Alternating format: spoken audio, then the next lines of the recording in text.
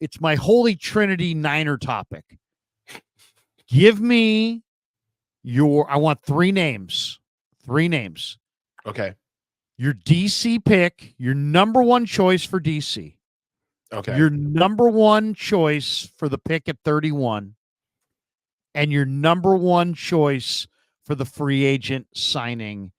The Niners usually come up with one big free agent signing. At least they have the last couple of years. Mm-hmm. I'm gonna alter mine from what I said to Chase Senior yesterday. I went with one first round pick. I'm gonna switch up I went with one free agent. I'm gonna switch that up. But DC first round pick, one free agent. Who are your three guys? All right. For the DC, I would go with Mike Vrabel. I think that the fact that he's a linebackers coach by trade, he actually played the game, which is what we need. I feel like with Saleh and D'Amico being there. And also I feel like he would bring a sense of calm to the sidelines, where I've had the opportunity to see his bedside manner on how he is on the sidelines. And he brings forth that player, that rah-rah player, but it's more from a responsibility standpoint. He's going to look Chase Young in the eye and say, "What the hell are you doing? What are you doing? That's not enough." Mike Vrabel is going to say that. And you're not going to have to ask him during a press conference. You're going to be able to see it visibly happening on the sidelines, right? I feel like there needs to be a different voice who is just ignorant enough to not care about the culture, because he's vetted enough and has enough cachet to say, "I'm Mike fucking Vrabel. I played linebacker. I don't care who you are. I played linebacker in the NFL for over a decade, played with one of the greatest quarterbacks ever, and got multiple rings to show for it," right? I've turned guys into all pros, so you guys forget, Mike Vrabel was the linebackers coach with the Houston Texans when Jadeveon Clowney first came into the league. And Jadeveon Clowney was all world. Mike Vrabel was the first guy to chew him in the dust and let him know he wasn't what he thought he was. I remember that. Letting him know, "You got picked too high, kid." We need that type of responsibility on our sidelines. I feel like it'll break through the inertia of keeping guys slowing down some of the effort issues, what we expect. And also, iron sharpens iron. Like him being the DC and literally being over in my opinion, which is kind of like the best group on our defense consistently, which is our linebackers. I think we would need a guy like him to get a younger guy. I wouldn't mind Mike Vrabel putting in a call for a young linebacker that he believes in the draft. I'd take that pick. Right?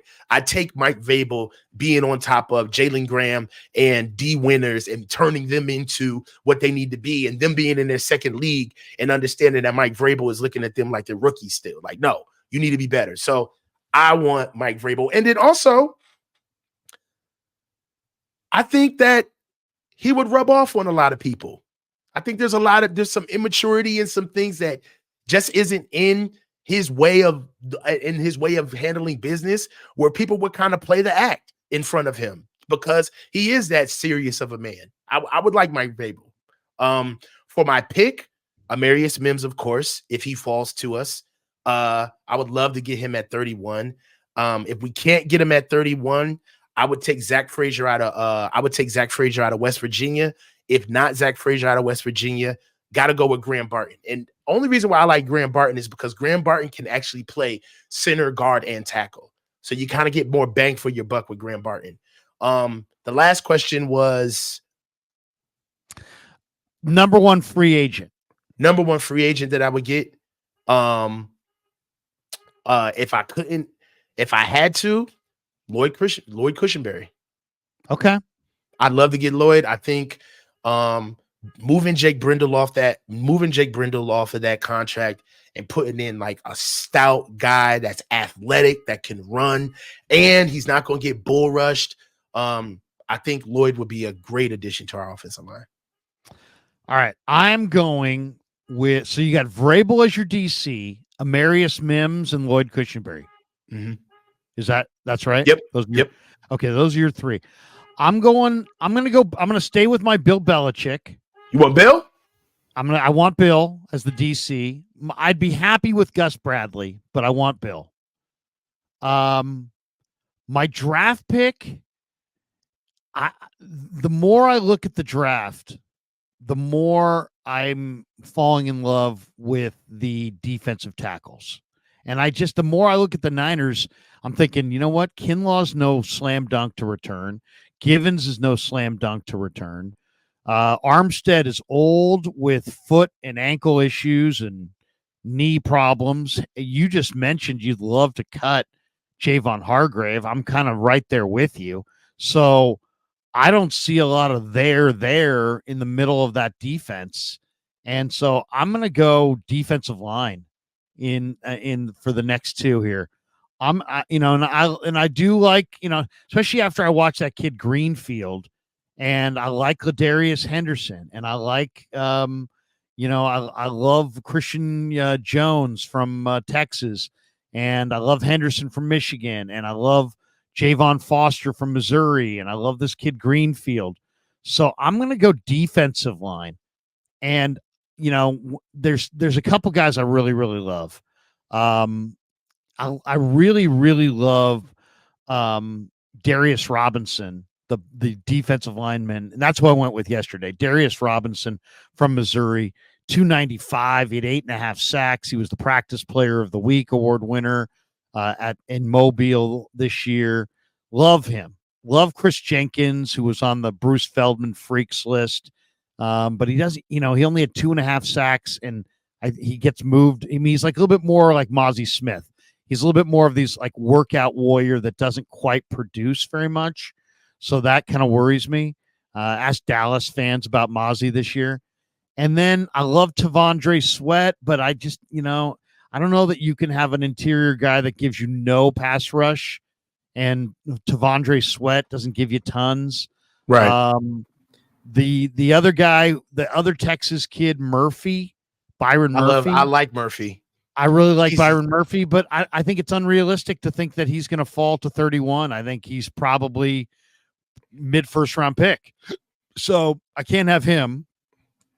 I can't project somebody who's projected to go 15 to 17 for 31. I mean, I could, but I mean, it's just, why bother? Can't have that many dummies. Somebody's going to wise up. Somebody's going to be like, what? No. Exactly. So the guy that I love, the more that I study him, and I do love Michael Hall from Ohio State, but he wears 51. He's 6'2", 290, and he's more of a movement guy. I think he could get kind of engulfed by some of the bigger guys inside. I think they need a big-bodied guy what do the Niners need? They need fucking Chris Jones. That's what they need. Yeah, right. What do the Niners need? DeForest Buckner. That's what we need. Right. Like, they need a big-bodied guy. They need a big-bodied guy who's a menace against both the run and the pass. So, I love Sweat against the run, but I don't love him against the pass.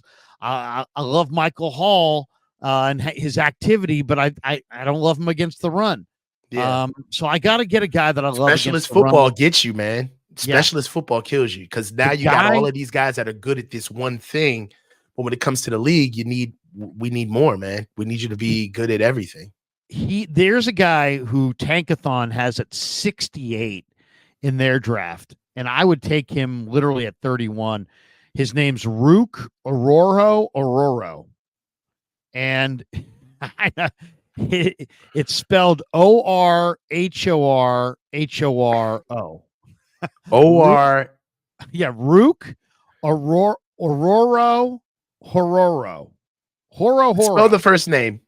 Ruke Rook, first name. Second name is Clemson. Horo. Rook Ororo, 6'4", 290 out of Clemson. Oh, Nigerian, but he's from Niger. Lagos. This guy is freaky. He wore 33 for them, but go watch his film and watch this guy's movement ability, strength, pass rush, run stuffer, plays with leverage.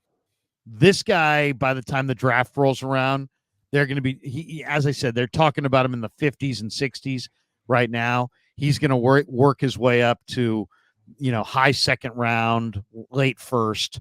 Rook Ororo. And I may be butchering that name as far as how I'm saying it, but it's Orhorhoro. And he's just monster. So he's my draft choice. And then my buddy Kyle Posey. Do you read Kyle Posey at all in Niners Nation? Yeah. Do you know Kyle at all?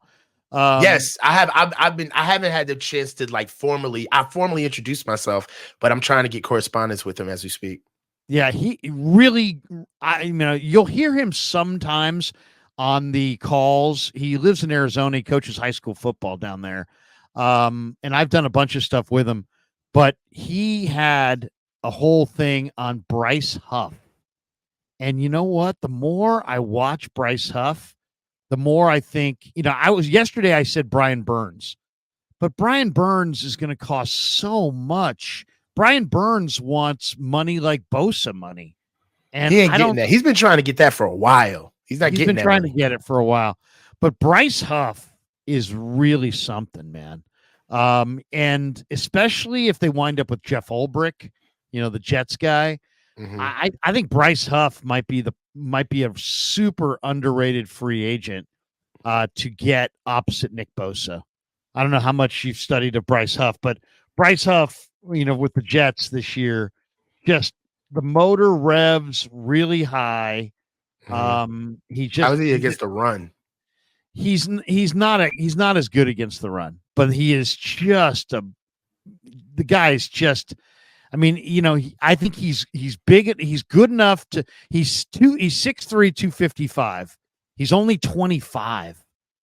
So he's kind of a little bit of a late bloomer. They have a bunch of other guys. I just think that when you look at Bryce Huff, he played college ball at Memphis. He's played 4 years in the NFL, so he's going into his 5th year in the NFL. But he busted out this year. He had 2 sacks, 3.5. This year he had 10. And I really like him. I think the motor is unbelievable. He plays with leverage. He comes firing off the edge. I think the Niners miss that D Ford speed guy. And if you look at their division, if you just go back to the Super Bowl, if you could say, hey man, if you could add one player to the Niners, who would you want to add? Well, I'd want to add a rusher who was fast as hell, because when I watched Mahomes struggle this year, it was against rushers that were fast. And when I look at the division, you got Kyler. When I look at the conference, you got Hurts. When I'm looking at winning the Super Bowl, you got Lamar and you've got Mahomes, Josh Allen. All these guys freaking move great. I don't know that you can get it done with 275-pound rushers. Now, I'd love to sign Joey Bosa because really? I would, because I think maybe he's injury prone, Larry. I know, but I wouldn't give, and I would want him to take less because he is injury prone. He's not going to make the kind of money he's making now, but I like Joey Bosa if the foot checks out. Now, I'm a little worried about the foot, to be honest, because he's put on weight, and anybody who puts on weight and has foot pressure problems on that foot. Yeah, that's a concern. I would love to see Joey and Nick together, but Brian Burns and Nick would be great. But I kind of think Bryce Huff might be the guy opposite Bosa that would provide that unbelievable speed element that Bradley Beal might provide as well. And there's other guys, but Drake Jackson. But those would be my 3 guys. I'd go Bill Belichick, Rook Ororo, and Bryce Huff. That's my trio. And once again, people would be like, dude, you got through this thing. Your top free agent isn't an offensive lineman, and your top draft pick isn't an offensive lineman, and yet you say offensive line is your number 1 need. I get it, but you're just being realistic with what you think they'll do. And also, I'm just looking at the board the way it plays, and I think Rook Ororo is super special, and I don't think he'll be there in the 2nd round. And they need a Chris Jones, and I think this kid's a Chris Jones type. He's big, strong, fast, and dangerous. So I love those 3 guys.